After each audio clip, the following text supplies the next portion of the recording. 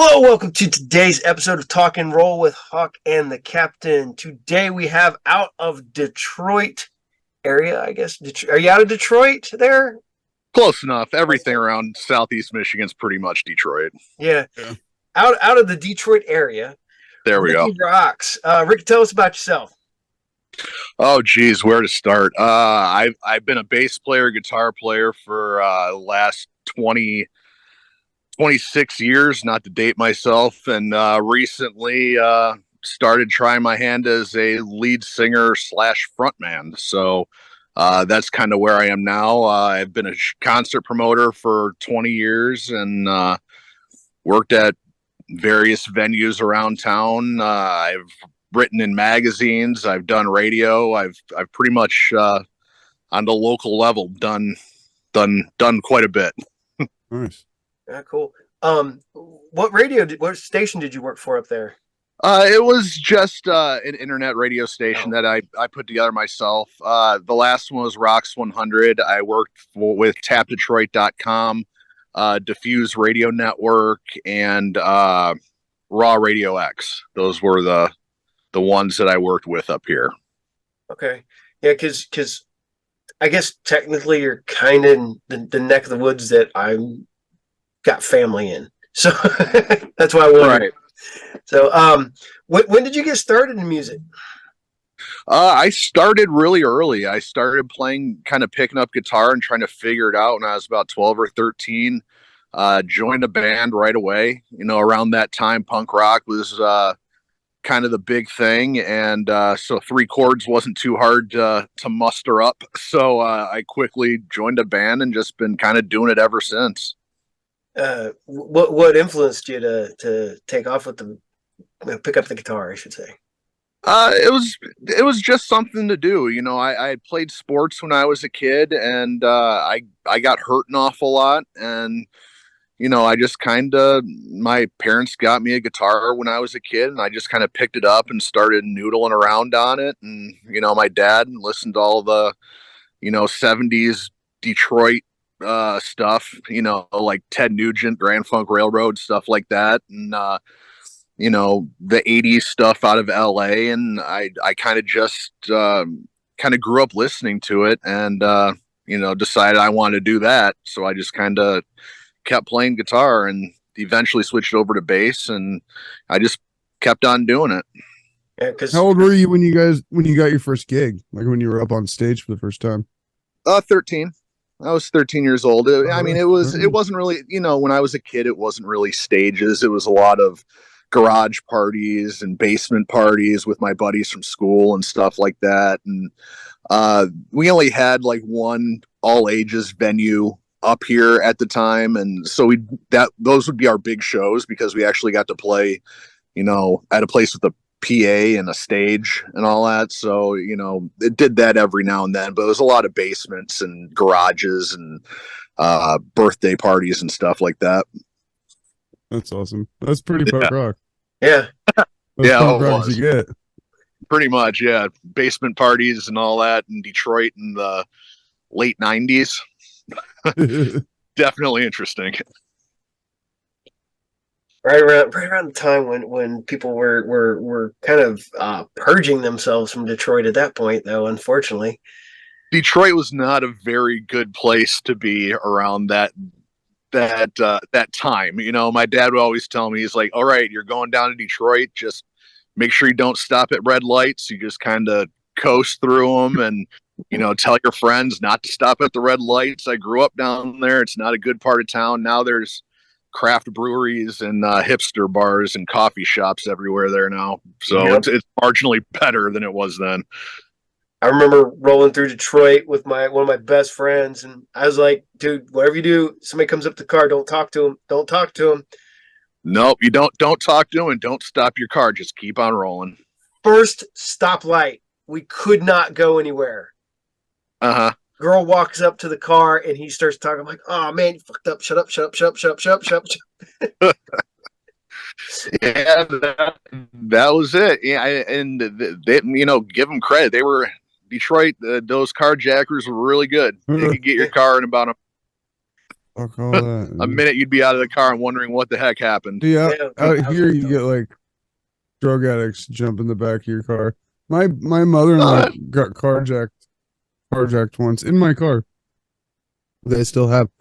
This is the way she says it, because she just like came home after going grocery shopping, and didn't she tell us like she just comes home like normal, like she would go out grocery shopping and came back. She was, oh yeah, I got carjacked in downtown, and the guy was like, she ended up like making friends with him, and he felt bad and then let her drive away because she was like old and fucking diabetic and shit. I was like, that's crazy. I believe it though. Ann was fucking nuts. I've never made carjacker or no, drug it's fucking. or anything like that. That's one thing I haven't done yet.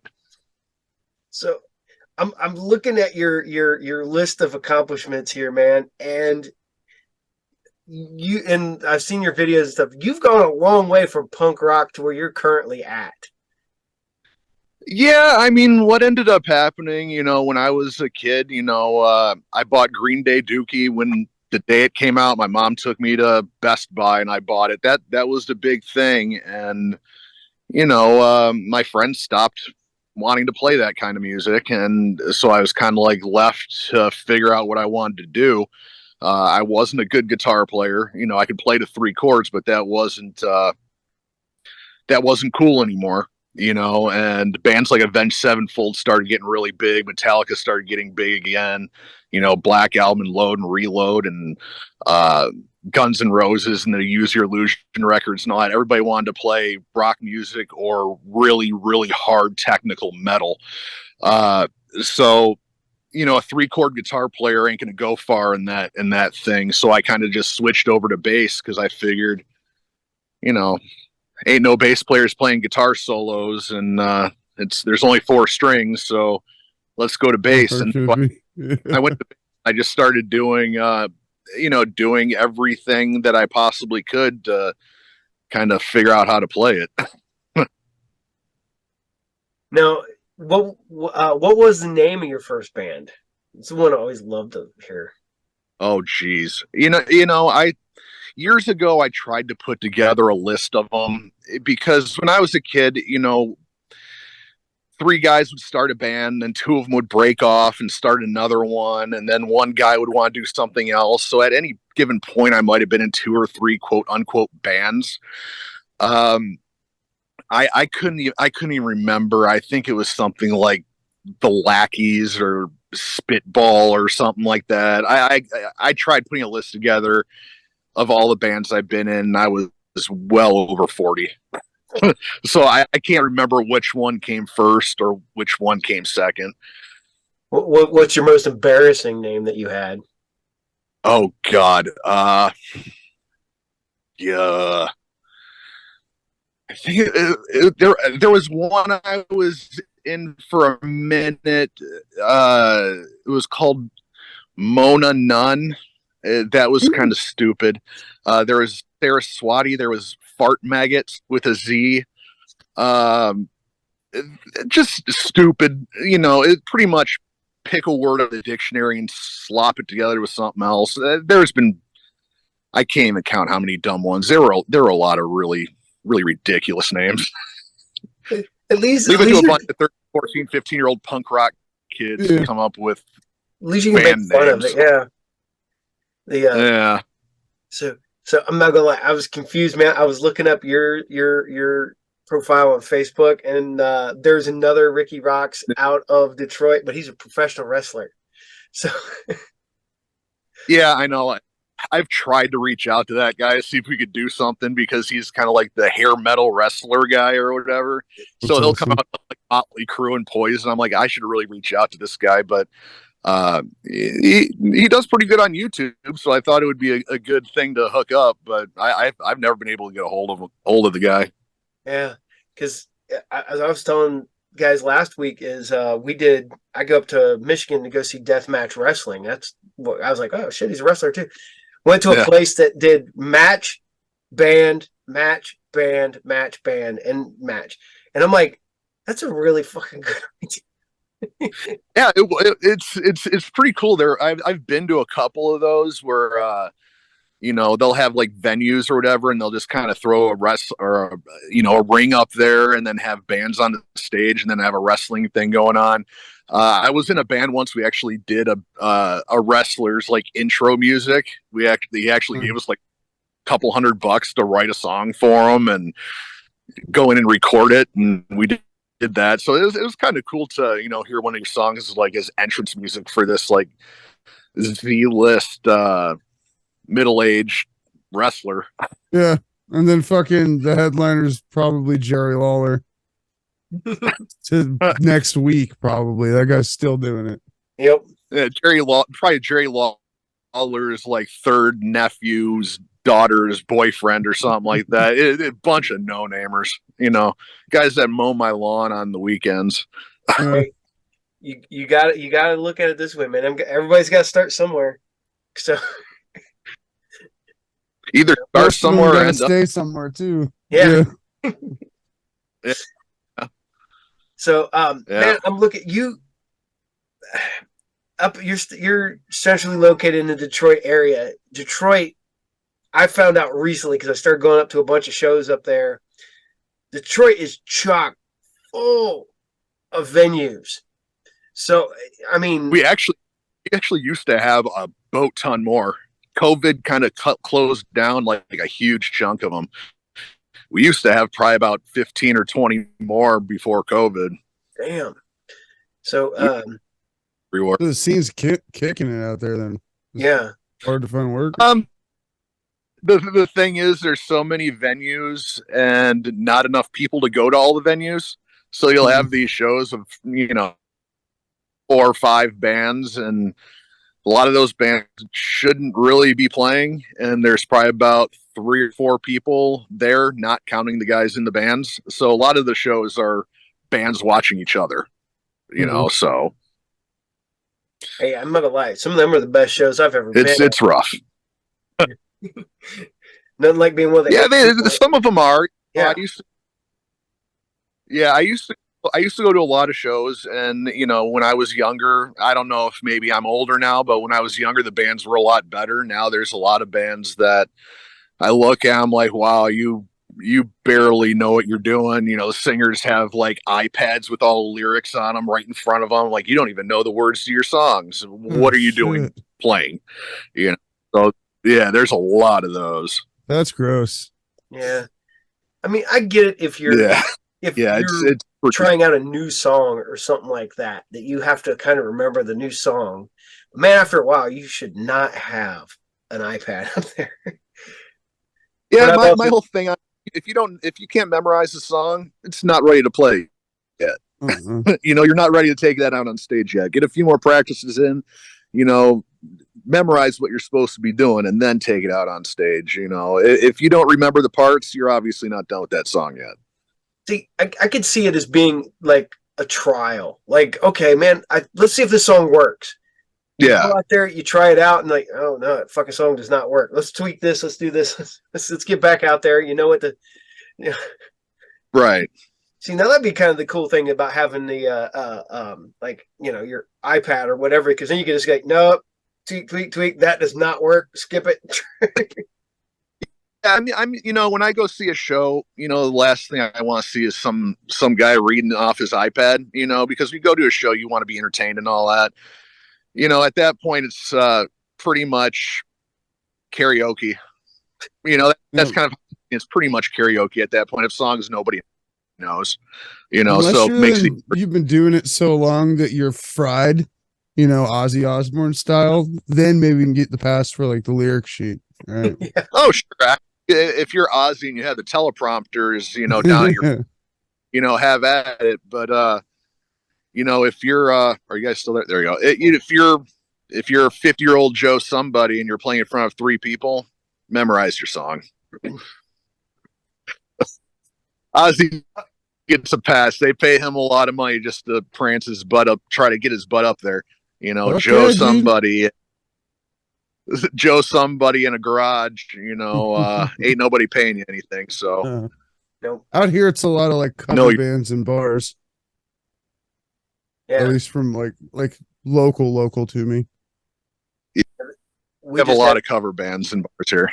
Oh, well, it's a lot of those bands. It's how they make their money is they go out because the bars will hire a cover band because people know the music, so they'll slip a couple of their songs in, and then you increase it, and you just slowly make it yours from being covered. So, oh, I lost you guys there for a second. Oh, okay. We were talking about people doing covers. Oh yeah, we have a lot of those bands, tribute bands. We have tons of them here. Yeah. Do you do any covers on stage? Like, are there any like? You know, when you're a new band and you might not have 8 or 9 or 10 songs to fill a set, and you only got 6 or 7, yeah, definitely. You know, I'll throw a Rage Against the Machine cover in, or you know, Guns N' Roses or Van Halen or something like that, you know, something to fill in the time, or something that if, you know, starting to lose the crowd a little bit, something that'll bring them back in, you know, so it's always nice to have some in your back pocket. So before I forget, how long has this, like, I guess, incarnation of your band been together? Well, right now I just started this solo project. I started it in about a year and some change ago. Put the one song out finally free about a year or so ago, and I've just been working on trying to get the entire album done before I put any more out. You know, I want to get the everything recorded, the music videos done, and get all that, and then have all that in my back pocket, and get my band rehearsed. And you know, once it's all done, then I'll start slowly putting all that out. Now, are you going to be one of the people that puts out like single, or are you going to be one that just puts out a single and then like the whole album? I'll probably, you know, I'll put out the singles and all that, and then once they're all released or whatever, I'll put out the album, and you know, physical album, you know, and all that. That's just kind of how the music thing is now. You know, people don't really seem to have time for deep cuts and album tracks and all that. You know, everybody's treating every song like a single, so I figure I just jump on the bandwagon and do it that way. Yeah, I mean, most people don't craft an album the way they used to, as like a totality. Like the whole thing itself is what you're supposed to experience. I missed that. Yeah, you know, growing up, I was big into Pink Floyd and all that, and you know, those were the kind of bands that you have to listen to their albums from beginning to end and to experience the whole thing. But you know, nowadays people don't want to spend 45 minutes, an hour, or however long it takes to listen to the whole thing. You know, people want their immediate satisfaction, you know, their 2.5, 3.5 minute songs, and so they can listen to that and move on to something else. That did. If you can get one to go off on TikTok, bro, you'll make it. Yeah. Just get everybody to fucking dance to your song. Everybody be doing their little Rikki Roxx dance videos. Oh, they do it now. Yeah.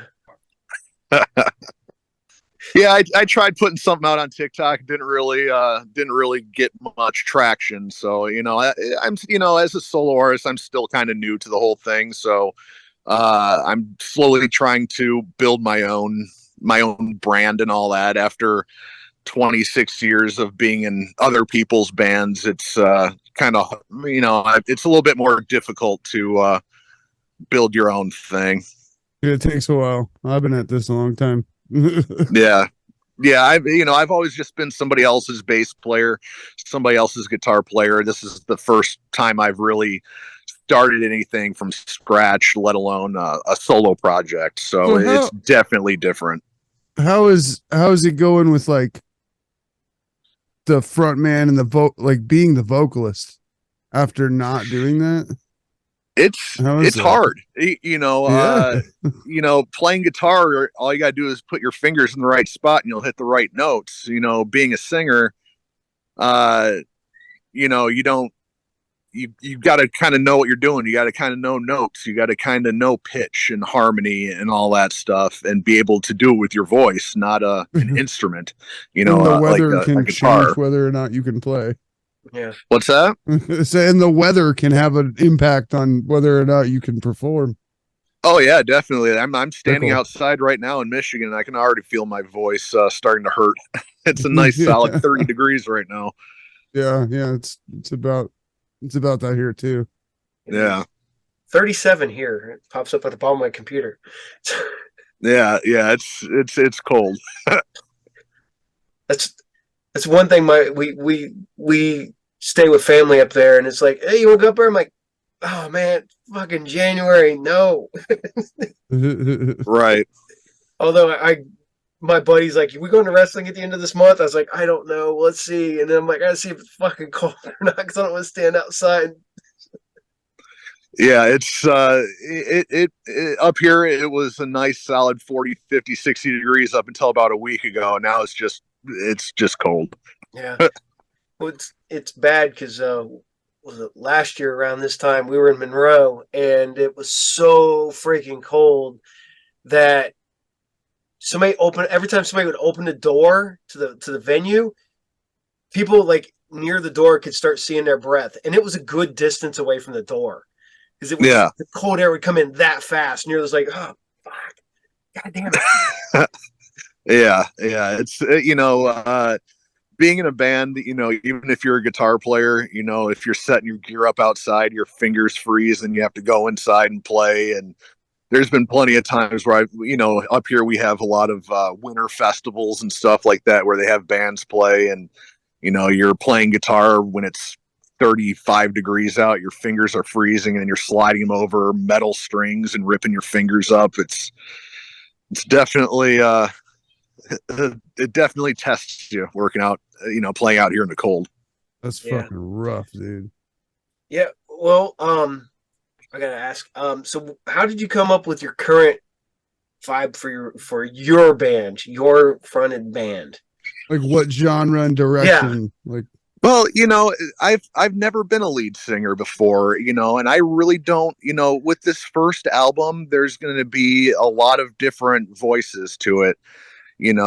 Just trying to find kind of where my voice fits, I guess. So, rather than sit in my room or sit basement trying to craft things that I think fit around my voice, I'm kind of just working with people and trying different things, people that know how to actually sing, and writing these songs. I'm like, okay, I want to try to push myself a little bit to see if I can do this and see if it sounds good, So finally, Free, the one song that I have out so far, it's more singy, there's not a lot of range to it. This I just recorded a song a couple weeks ago called Ready for War, and it's a lot more aggressive and a lot more growly, and then I have another song that I'm working on called Vices that there's a lot more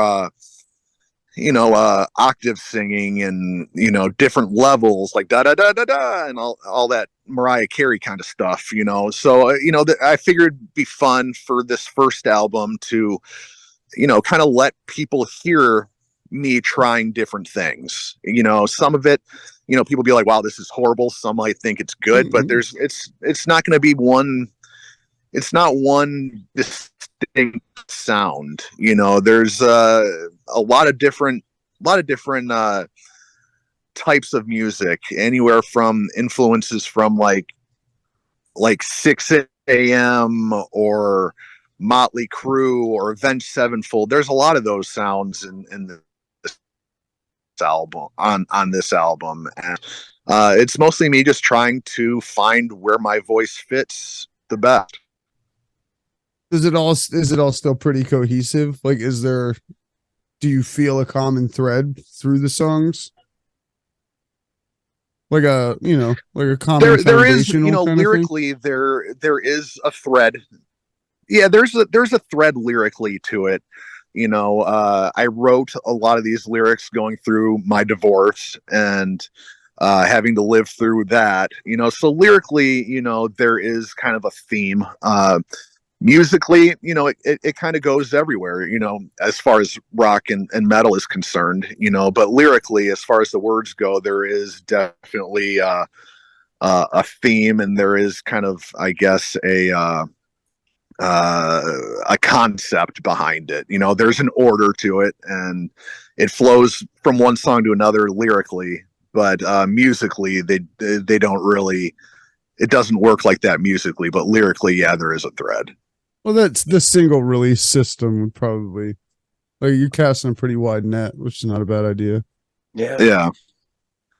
That's what I was just getting ready to say. Because if you do, man, because somebody may come in really like this song, may not like the next song, but if you put enough on there, like, okay, I dig this song, this song, this song, and then the next album you can kind of point your direction. Feedback. Yeah.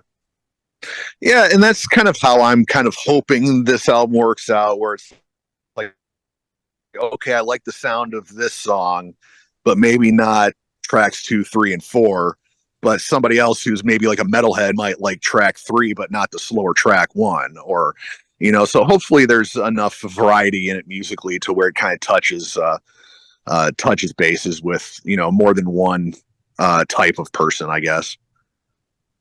Now, are you planning on doing any touring before the album comes out, to get the album out there, or are you going to wait till you're done? Well, when the whole thing is like right now, I'm just doing kind of like guest stuff because all the players in my band are in different bands and all that. So if they play a show, they'll be like, "Hey, Rick, you want to come up and do one of your songs?" I'll go up and do that. As far as shows, I'm pretty much waiting until the album is done and people can get their hands on it. I want people to have time with the music and kind of know the songs. I don't want people showing up to the show and being like, I've never heard this song before, and just kind of standing there with a blank look on their face. I want people to be exposed to those songs before I take the full thing out there. Now, do you go back to any of your old bands when you're out on tour, like playing in your old stuff? I've thrown it out to the band if they'd be interested in doing like my old band Casting Shadows, doing one or two of those songs, and they're pretty much open for it. They're pretty much at the point whatever I want to do, they're open to doing it. So yeah, I think when I go out there'll be some songs from my older bands on there. No. So when you broke away from whatever you were doing before you launched the solo project, all of that was like amicable? They were like, everything's cool? I don't know if it was amicable. It was just kind of like, okay, guys, we're not going anywhere with this. We're not getting anything new done. So I'm just going to kind of go off and do my own thing. Good luck, and that was kind of it. I haven't really talked to any of them since I finished out my last shows with them. See, that was my next question. I was going to ask you if there was any of your previous band members in your current band, but that answered that question. Yeah, no, my band now is just it's weird how it's set up. The band that I have now might not be the band that I take out if I take it on the road or take it on tour. I haven't gotten to that point yet. That's thinking way ahead, if it gets to that point, but the band I have now, they have their own bands and all that. And, if it gets to the point of touring, maybe I'll have to swap a couple of those players out, and that's kind of the beauty of it, not being, I guess, a band name. It's just me, a solo project. I can, if I have to, I can swap whoever out for whoever. So we always ask this everybody, and since you've been in the music business for 20 some years, you have to have some good tour stories. Or crazy tour stories or weird shit. I don't know about crazy tour stories. I did Warp Tour when I was a kid, so I saw a lot of bands before they were big. I saw Avenged Sevenfold when they were a hardcore band, and uh, they're kind of they were kind of ego guys then before they were really anybody big. Um, I guess the coolest story, I guess, to me was a couple of years ago when I was in Casting Shadows. We played Blue Ridge Rock Festival down in Virginia, and so I'm backstage and kind of walking around trying to find food, trying to find whatever, keep myself busy. And, up comes Jacoby Shaddix from Papa Roach.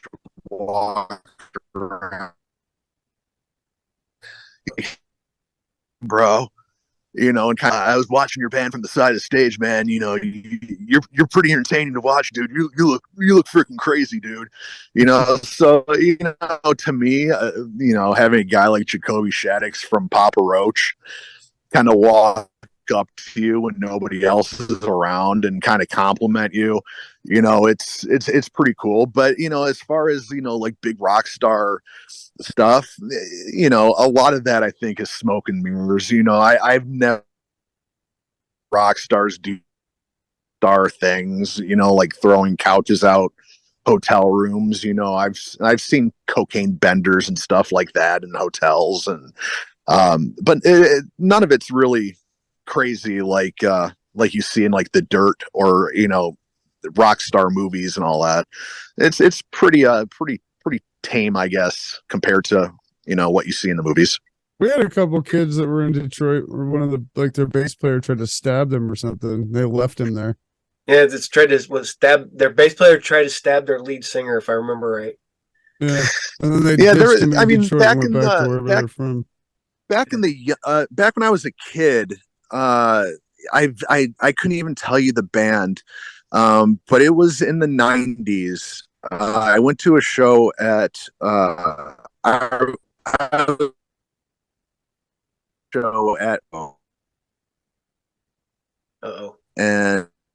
the way after I had left because I was still a kid.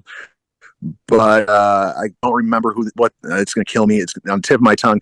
But Harpo's, if you look it up, it's in a very bad part of Detroit. Even today, it's a really bad part of town. And he was outside having a cigarette, and a guy from the other side of the freeway came over and shot him in the face. And yeah. Yeah, I've been to Harpo's. It's a shit neighborhood and it's a shithole place. And I literally, that's where this shirt came from. I went to a GCW wrestling show at Harpo's the last time I was there. So yeah, it's a legendary venue. I mean, Pantera's played there, Dio's played there, but it's in a very bad part of town. It hasn't gotten any better in 30 years since I first started going there. Yeah, it's bad. So yeah, it's I've been there in like 20 years apart and it still was falling apart. I was like, I don't understand how anybody can still play here. This place. Yeah, I mean the guy that owns it now, Roosevelt. He's I got to give him credit. He's trying to make that place presentable and serviceable. It's a lot of work that has to go into that place. But that was where I played my last show with my last band, was at Harpo's. And it's still fun being up on that stage that's 10 feet above the crowd, and the biggest stage I've ever played in my life. It's still fun to play there, to be in the same stage, play the same stage as Dio, and Pantera, and you name the band from the 90s, early 2000s. They've probably played there before they played, the amphitheater. Slayer played there. Anybody has played there. Yeah, I've seen War play there. Yeah, they play there quite a bit. Yeah. Because all that shit goes out in the audience. They ain't gonna notice that floor is filthy. Yeah.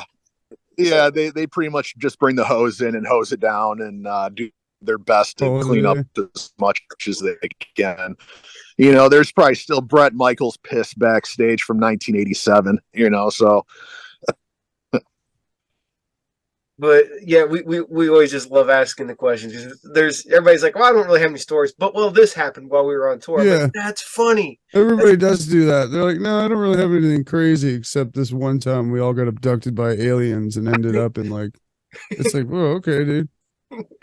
Yeah, you know, people ask me that kind of stuff, and I'm like, well, there's nothing as crazy as you see on all those Hollywood movies about rock stars. You know, you know, the Spinal Tap stuff. You know, I've seen that happen. People get lost on their way to stage or can't find where they're supposed to go.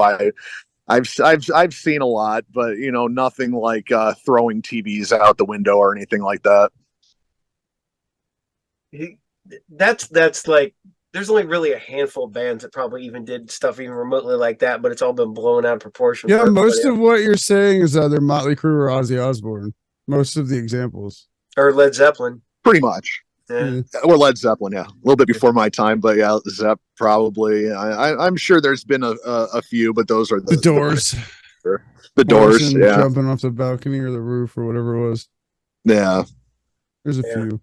So I've forgot to ask this to a couple other people, so I'll ask you this. Do you have like what you would consider like your home club?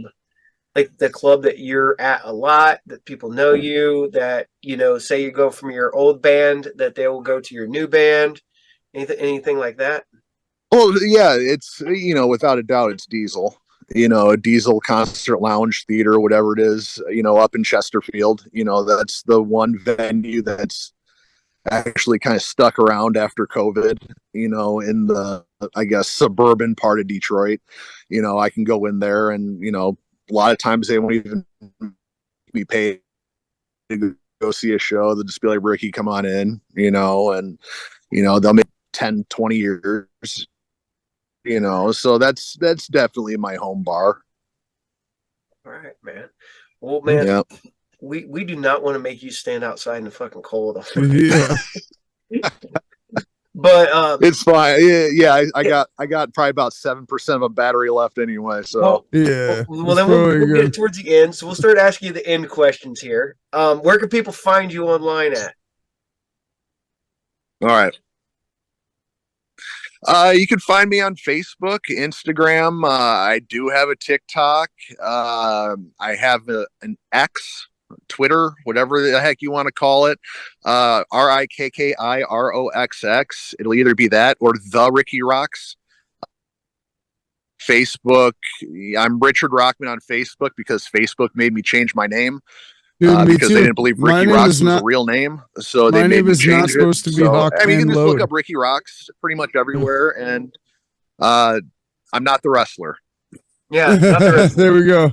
But if the wrestler is out there and he sees this, you need to get in contact with the other Rikki Roxx. He's trying to talk to you. Yeah, we definitely need to do some collaborating on something if that guy ever finds this. All right, and I guess, but since you're kind of between bands, you got merch or anything like that available? I'm sure my old bands do. I'm sure they still have some left. You know, and definitely support my old bands. You know, I think there's only one still around, Casting Shadows with a Z. Look them up. They have some great songs, and you know, I had a great time in that band. A lot of my old, you know, I guess I can plug the guys in my band, their projects. Fatal Conceit. Check out Fatal Conceit. My bass player Kate Kicks and my guitar player Tim Martouche. They're both in a band called Fatal Conceit. My drummer Brian Knickerbocker. He has the Amalgamation Project, which is a cool scene-wide musical project that he's doing. He does it once a year.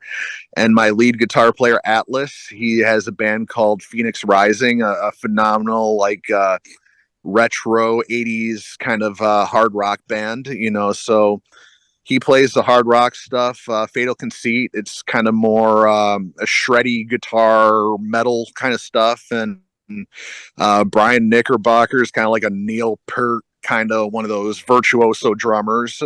Look them all up. They all have phenomenal projects. Oh, well. And we lost him. He disconnected. And all right. Well, at least you got the plugs in. You got the plugs in. We were good. All right. Woo! That was timing. Yeah. His battery probably died. Yeah, that's what I'm thinking. But yeah, we got it. We got the whole show, I guess, in There we go. 40 minutes. 40 minutes. Yeah, We got the right entire there at hour the show end. packed into 40 minutes. So Yep.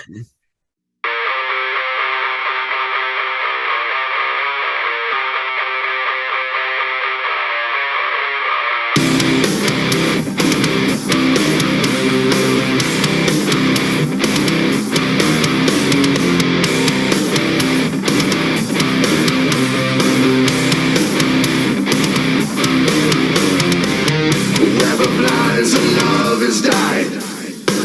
I can't escape the light.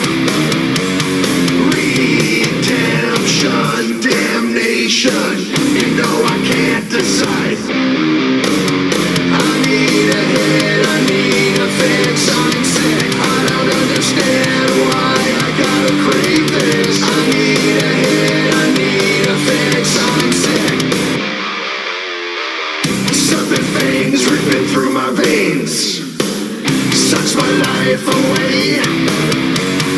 Moth to a flame I can't restrain. I've come to hate my fate. I need a hit, I need a fix. I'm sick. I don't understand why I gotta crave this. I need a hit, I need a fix. I'm sick. Deep down inside I think that I deserve it. I hate the man you want me to be. In your eyes I'm just a disease. Turn my back, ignore your pleas. I'm finally free.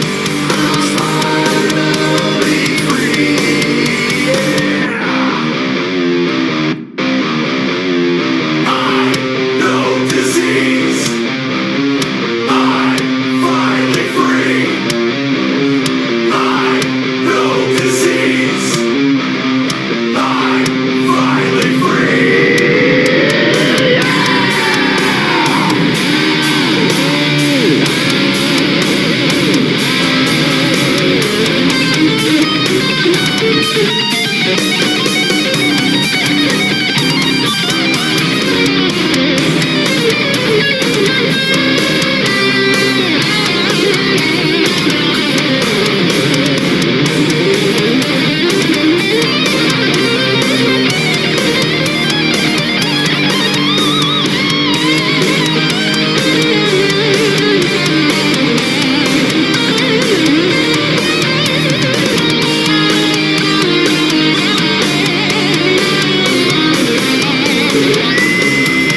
The man you want me to be. In your eyes I'm just a